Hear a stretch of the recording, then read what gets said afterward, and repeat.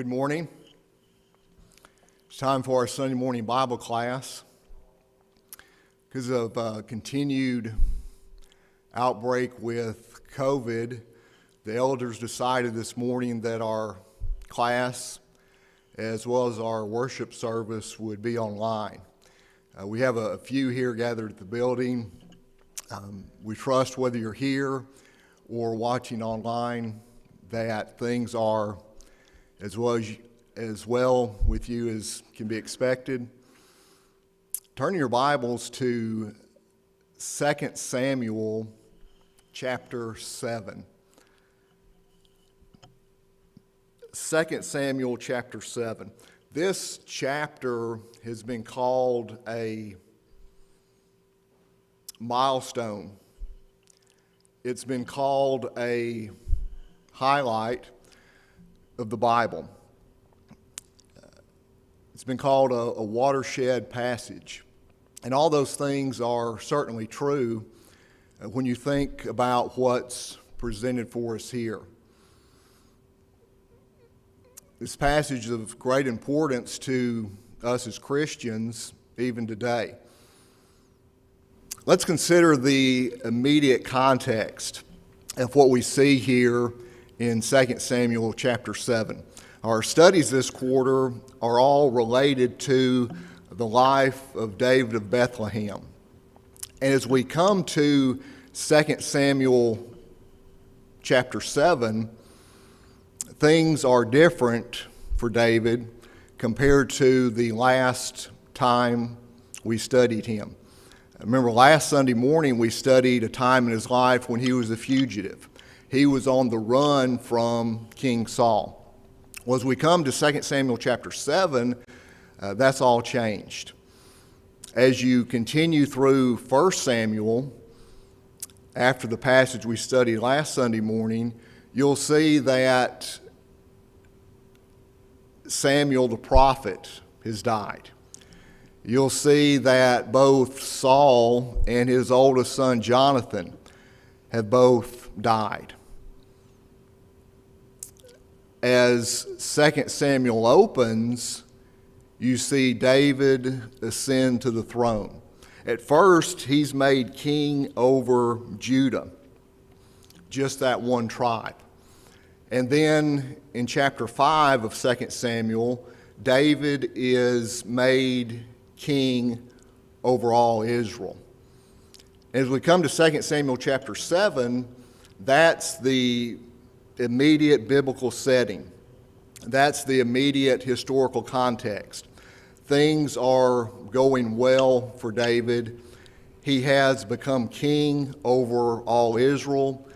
God had told him would happen. He has moved the Ark of the Covenant to Jerusalem.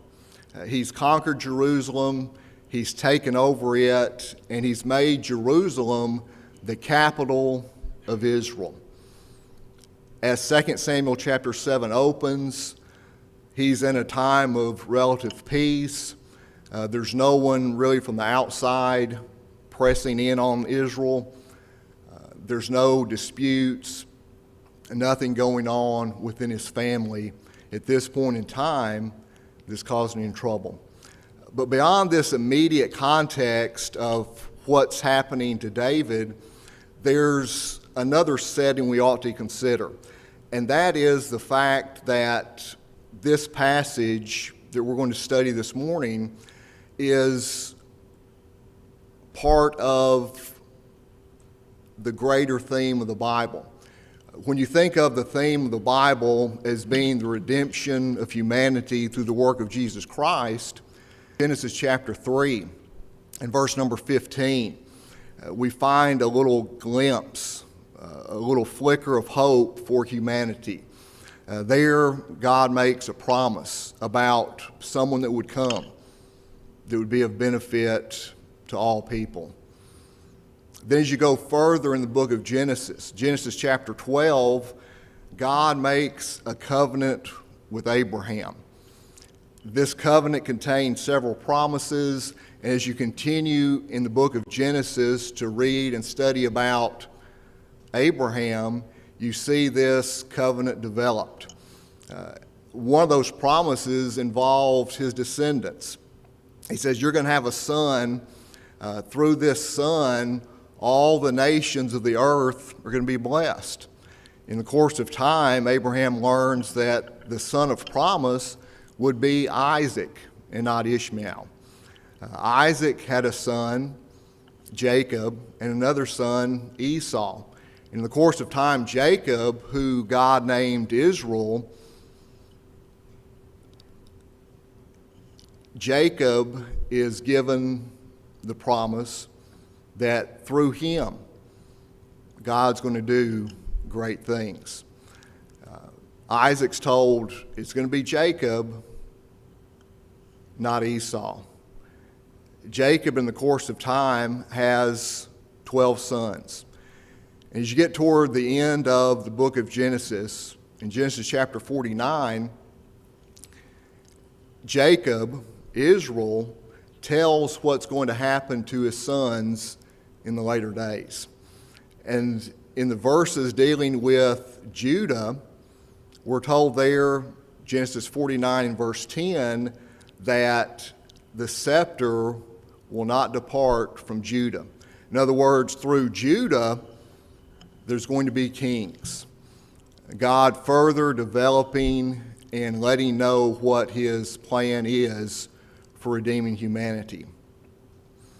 As you come to this passage, 2 Samuel chapter 7, we see God further narrowing the focus, further revealing his plan for redeeming humanity. To Abraham, you're going to be a blessing. Your descendants, someone from your descendants, is going to be a blessing for all nations. Judah, that tribe in particular, kings are going to come out of Judah. And we know that was true of David of Bethlehem. He was from the tribe of Judah. Progress is before us here in 2 Samuel chapter 7. David's going to learn that through his descendants, God is going to bring someone about that's going to be of great benefit to humanity.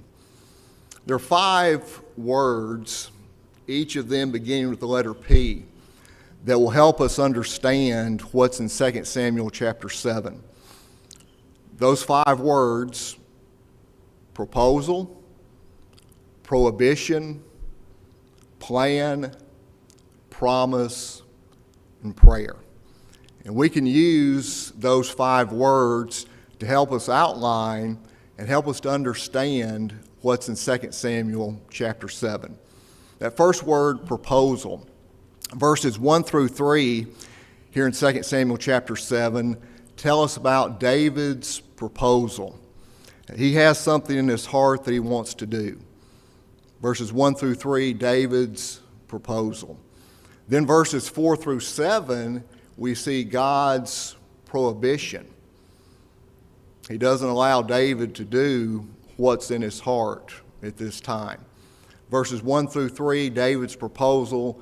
Verses 4 through 7, God's prohibition.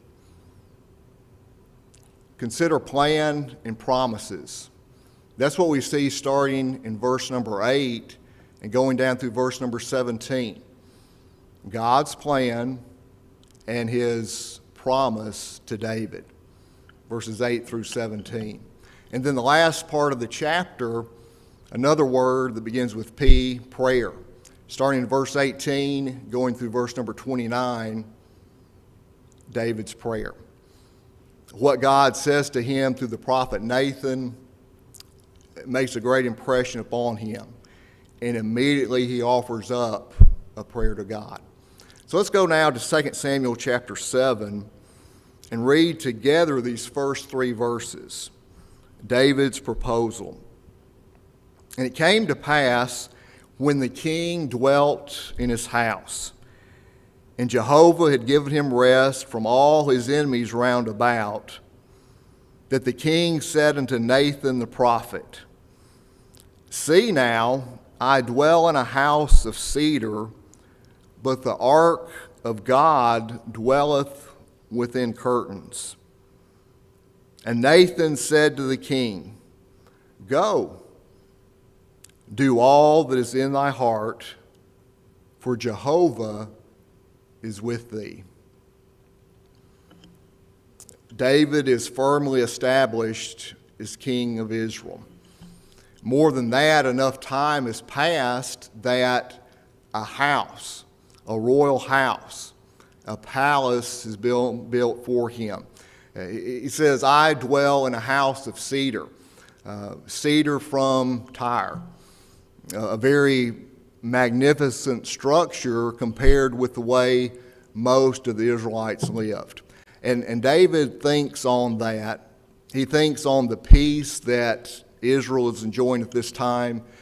He thinks about the fact that he's living in, relatively speaking, what was a magnificent structure. A royal house has been built for me.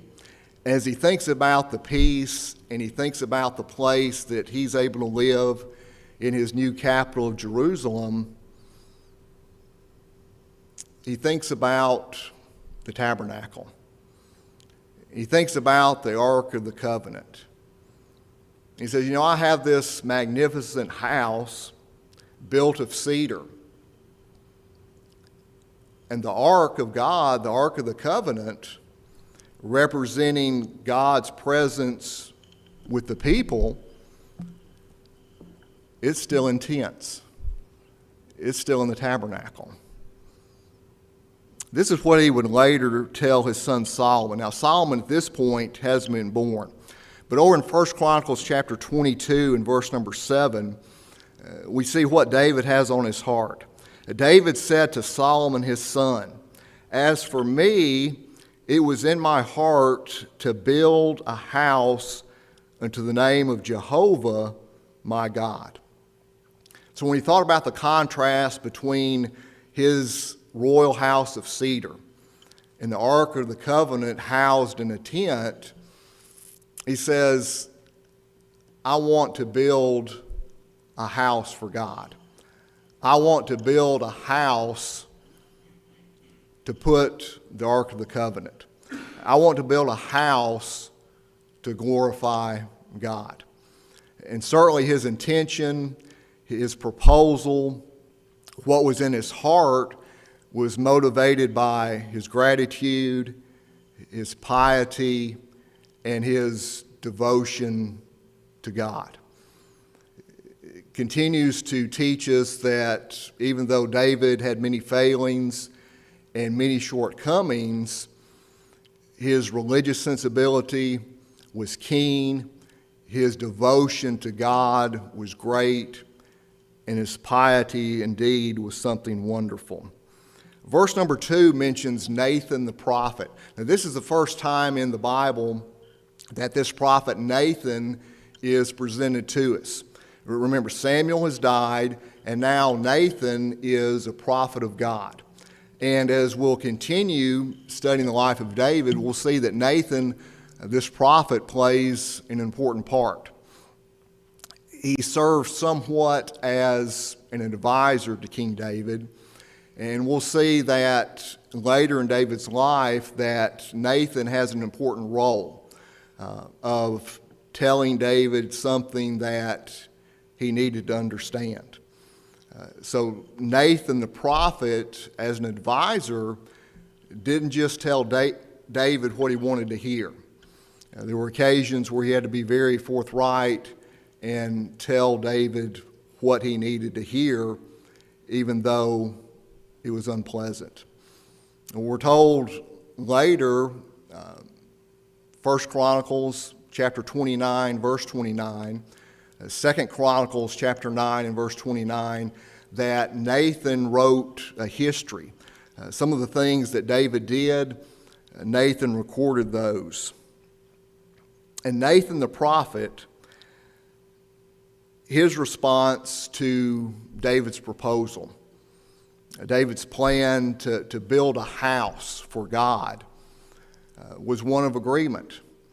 In Nathan's opinion, as his advisor, Nathan says, David, that's a good idea. David, you go and you do what's in your heart.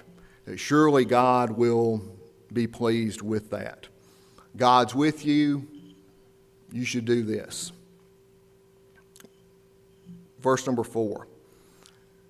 God has something else in mind. Verses 4 through 7, it's God's prohibition. It came to pass the same night that the word of Jehovah came unto Nathan. Later we're told that this word that came to Nathan at night was in the form of a vision. So Nathan is going to be given a "Thus saith the Lord."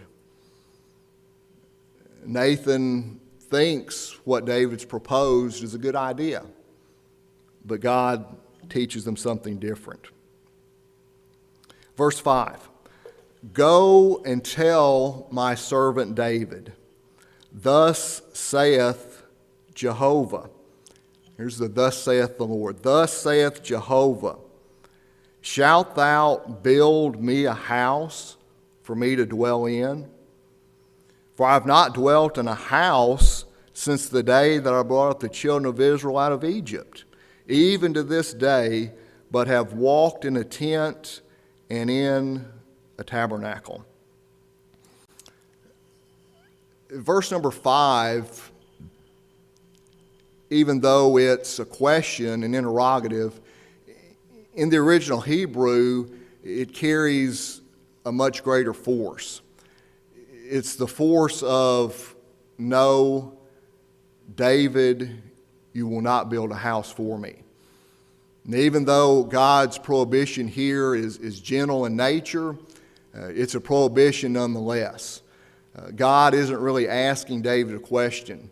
"David, are you really going to build me a house?"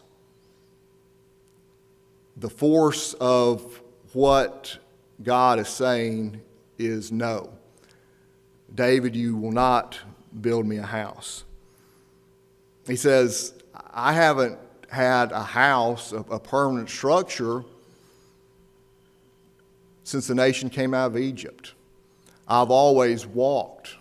The idea there is continually walking, continually going on in a tent, in a tabernacle. God sees no need, no necessity for a permanent structure. And I think it's important to consider here in God's prohibition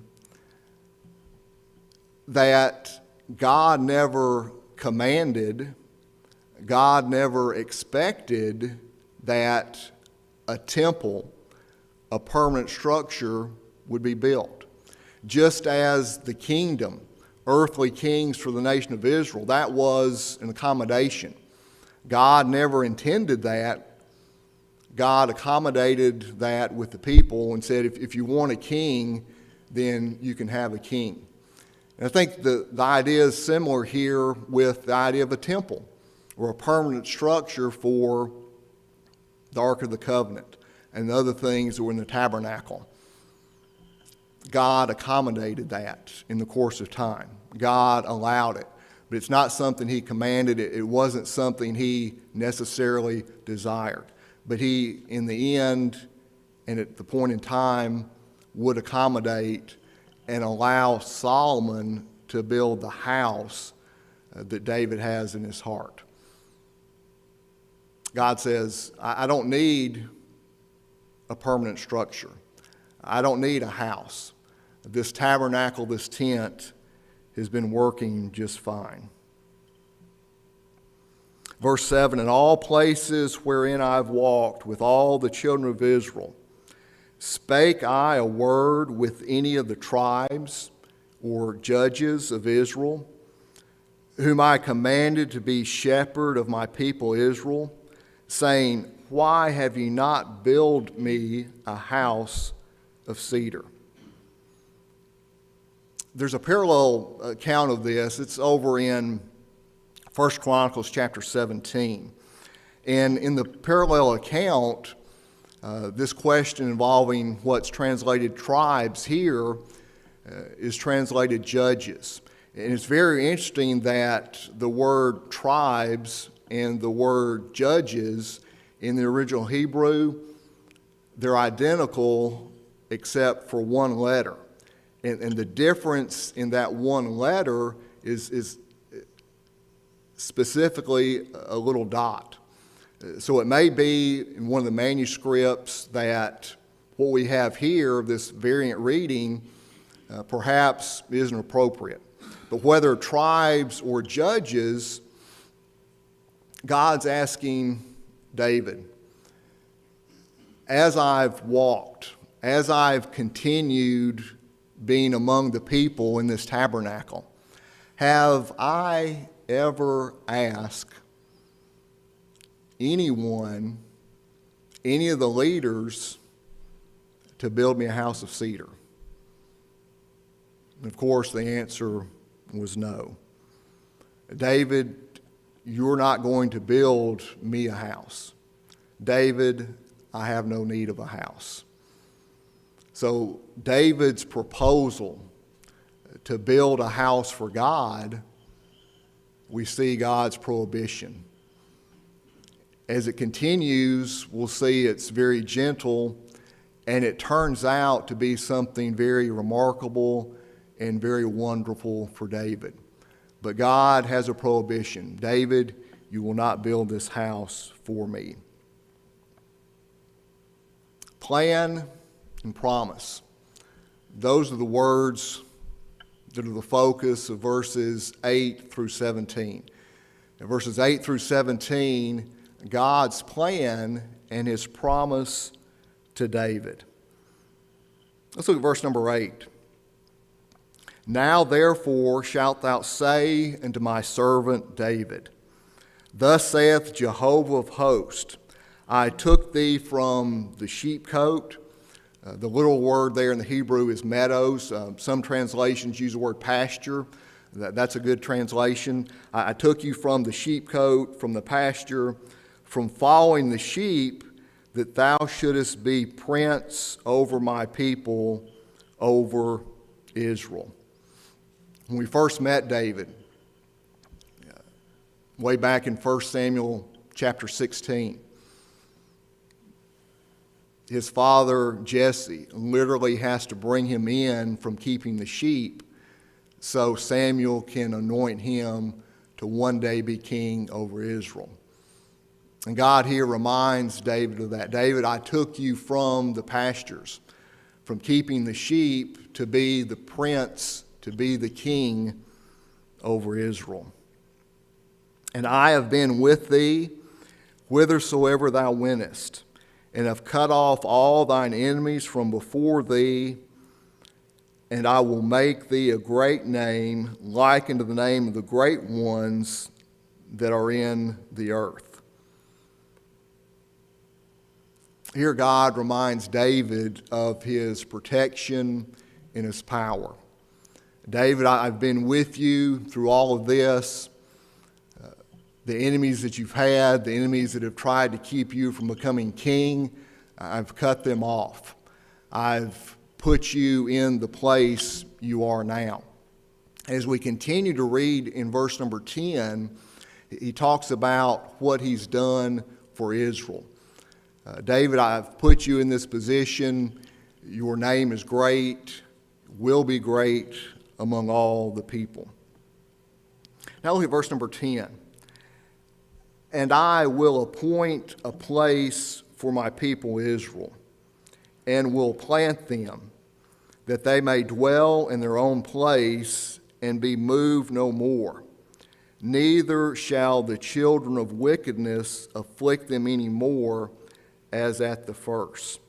Now, the last part of that verse, the children of wickedness, afflicting them no more, that refers to the time, particularly in the book of Judges, where time and time again, because of the people's unfaithfulness, because of the people's rebellion, that God brought oppressors against them. That's the context, that's the reference there. Time and time again, God's people faced physical battles, physical enemies. And oftentimes we're in subjection to them. But the force of verse number 10 is the same as what God said concerning David specifically. And that is, I've done this. David, I've set you up. I've put you in the place of the kingship. You're the monarcher. You're the ruler. I've blessed you greatly. And that's the force of verse number 10. It's not a promise of, I'm going to do this for Israel in the future. The construction of the Hebrew, in a lot of translations that say, I will do this, miss the mark. Now, there are some translations that translate this more appropriately. The appropriate translation, the idea that David is hearing from God is, I've done this. And I have appointed a place for my people Israel. I have planted them that they may dwell in their own place and be moved no more. God has already done this. They have this territory in the land of Canaan. That was one of the promises that God made to Abraham. Your descendants are going to be given a land to possess. And that's taken place. That is a reality as these words are spoken to David. I've given Israel a place. I've planted them. So the promise of being given a land that God made to Abraham, that your descendants are going to have a land for their own possession, that's been fulfilled. That's a present reality as David is hearing these words. They've been given this place. They've been planted there in the land of Canaan. Verse number 11. And as from the day that I commanded judges to be over my people Israel, I will cause thee to rest from all thine enemies. Moreover, Jehovah telleth thee that Jehovah will make thee a house. The prohibition, David, you're not going to build me a house. The promise, David, I'm going to build a house for you. So as God here has talked about his plan, brought forward to this point with Israel being appointed a place, they've been given a land for their possession, and now further progress in God's revelation, further progress in developing the theme of the redemption of humanity through Jesus Christ. David, I'm going to build a house for you. And the house that God's talking about isn't a physical structure. It had to do with his descendants. So we see here as God further develops and allows his plan to be known, it's narrowed here to the house of David. Genesis 49, kings would come from Judah. And certainly David was from Judah. And now God tells David, through your descendants, I'm going to do something great. I'm going to build a house for you. Verse number 12, God tells David when this promise was going to be accomplished. When thy days are fulfilled, and thou shalt sleep with thy fathers, I will set up thy seed after thee, that shall proceed out of thy bowels, and I will establish his kingdom. He shall build a house for my name, and I will establish the throne of his kingdom forever. I will be his father, and he shall be my son. If he commit iniquity, I will chasten him with the rod of men and with the stripes of the children of men. But my loving kindness shall not depart from him, as I took it from Saul, whom I put away before thee. And thy house and thy kingdom shall be made sure forever before thee. Thy throne shall be established forever. According to all these words and according to all this vision, so did Nathan speak unto David.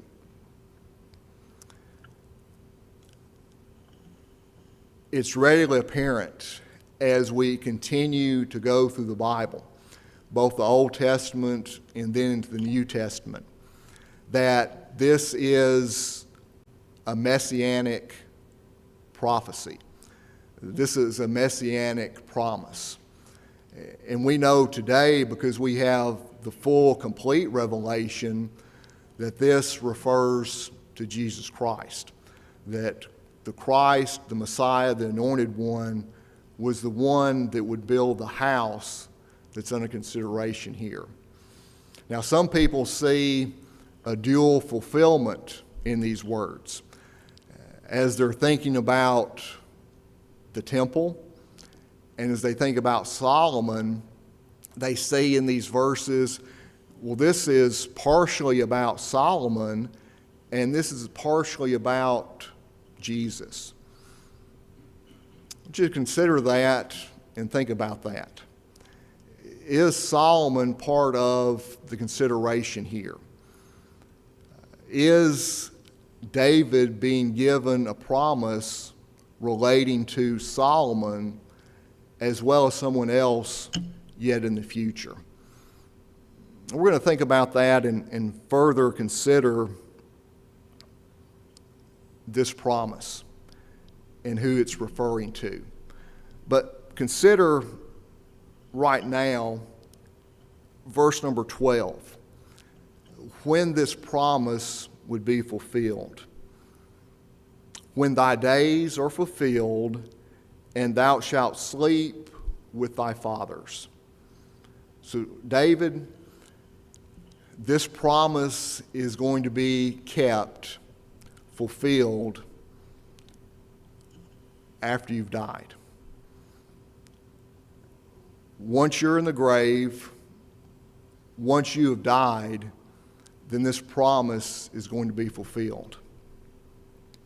1 Kings chapter 1, verses 38 through 40. Over there, the Bible tells us that Solomon ascends to the throne with David's blessing while David is still alive.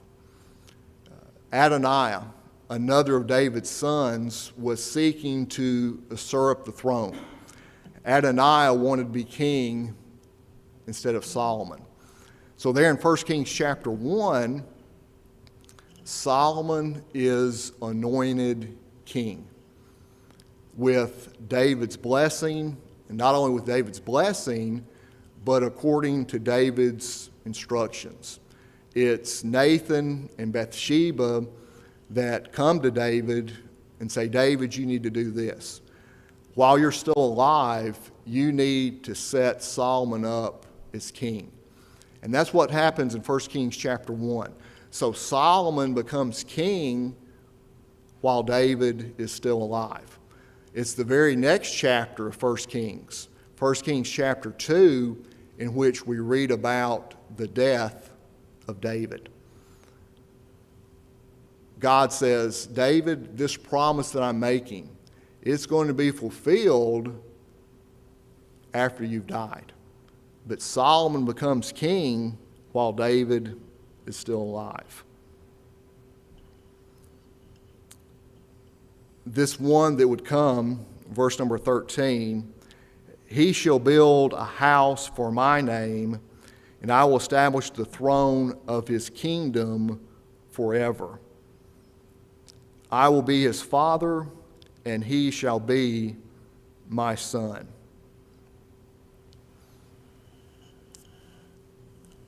David, this descendant of yours that I'm talking about, he's going to build a house for me.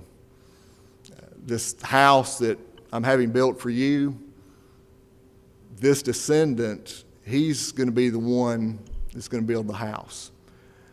Verse 14, I will be his father, and he will be my son.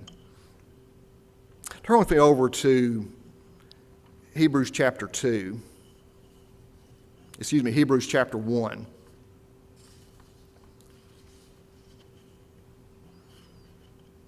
At the very outset of Hebrews chapter 1, the Bible extols the supremacy of Jesus Christ.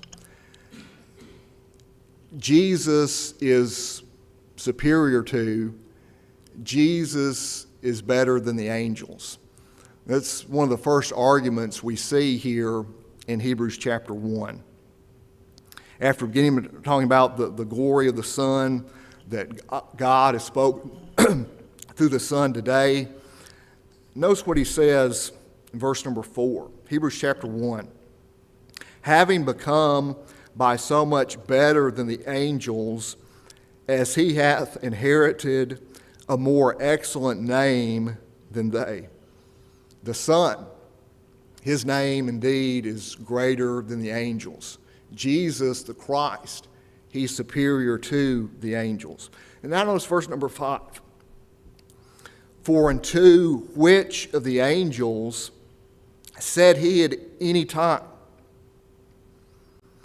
Thou art my son, this day I have begotten thee. That's a quotation from Psalm 2 in verse number 7. Continue. I will be to him a father, and he shall be to me a son. That's a quotation here from 2 Samuel chapter 7, verse number 14. Now consider the argument that the Hebrew writer's making. Jesus is greater than the angels. When did he ever say to the angels, Thou art my son, today I've begotten thee? Psalm 2 and verse number 7. He never said that to the angels. That second psalm refers to Jesus Christ. And again, I will be to him a father, and he shall be to me a son.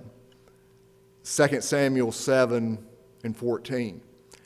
When did God ever tell the angels or an angel, I am your father, you are my son? Never. So the force of the argument that the Hebrew writer is making is that these passages, Psalm 2 and verse 7, 2 Samuel 7 and verse 14, they apply to Jesus Christ. I am your father, and you are my son. Now consider that in the context of 2 Samuel 7 and verse 14, as David first hears these words. David, of your descendants, there's going to be someone that's going to build a house for me. I'm going to be his father, and he's going to be my son. And not even the angels ever received that designation. Can that really apply to Solomon as David's son? I will be to him a father, and he will be my son.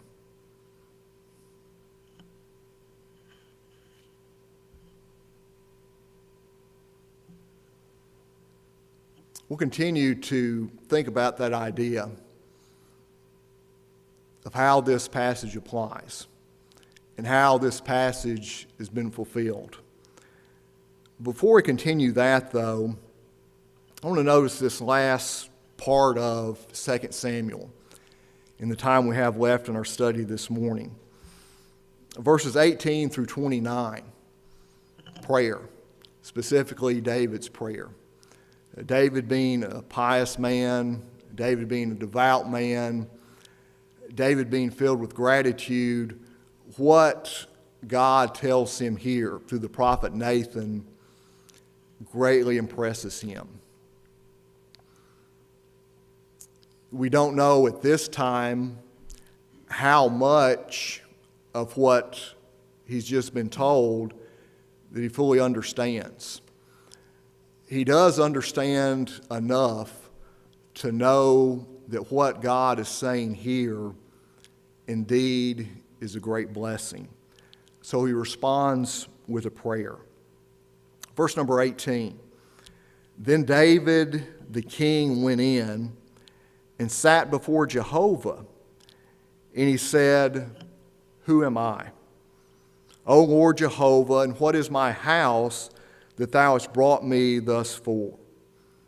And this was yet a small thing in thine eyes, O Lord Jehovah. But thou hast spoken also of thy servant's house for a great while to come, and this too after the manner of men, O Lord Jehovah.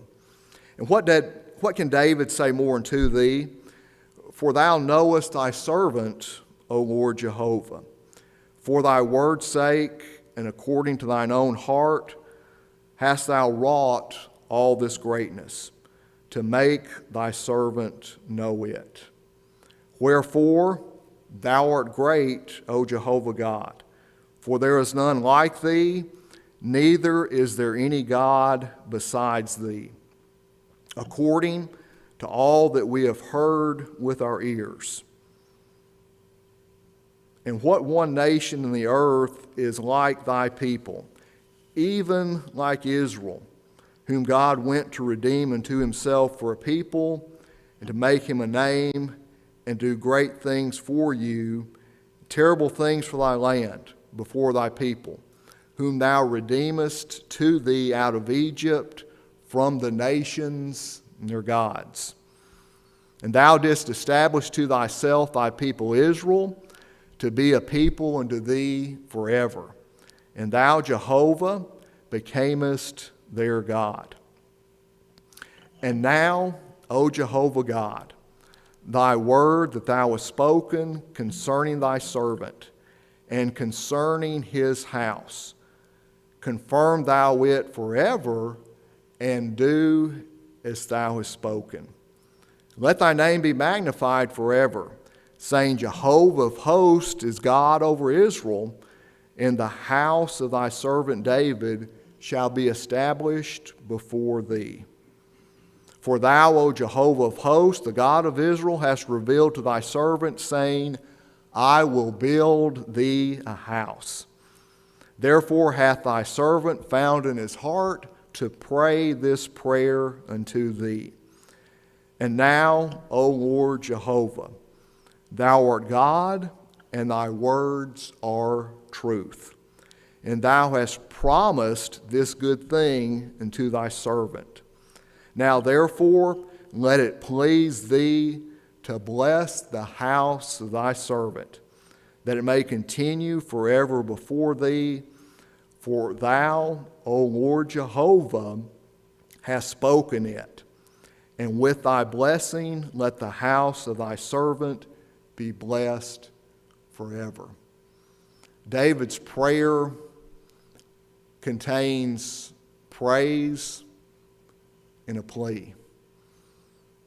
David is aware of God's great interest and God's great concern for Israel. And in his prayer, he talks about how God has blessed Israel.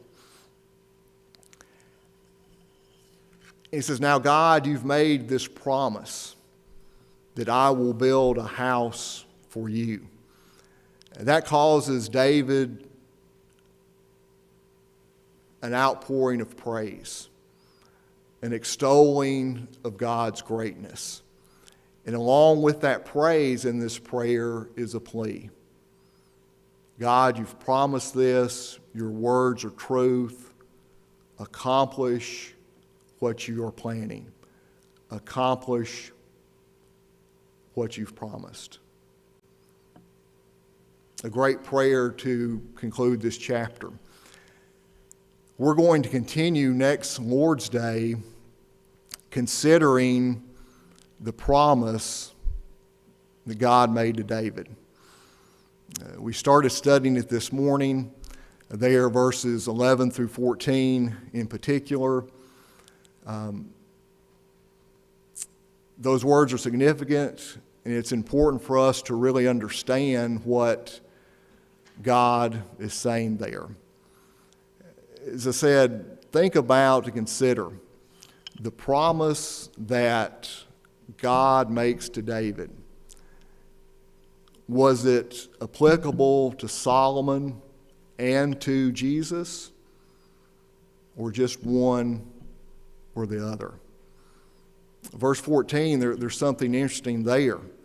If he commits sin, I will punish him. Did that apply to Jesus? Think about that. Also, as we come back to this passage next Sunday morning, 2 Samuel chapter 7, take time to read the Apostle Peter's sermon in Acts chapter 2. We'll be referring to that as well as some other passages that will help us understand, hopefully, the full import of what God is telling David here about this house that's going to be built. Thank you for your kind attention. Thank you for being with us. We're going to take a brief break now for a few minutes. Worship service will begin at 10:30.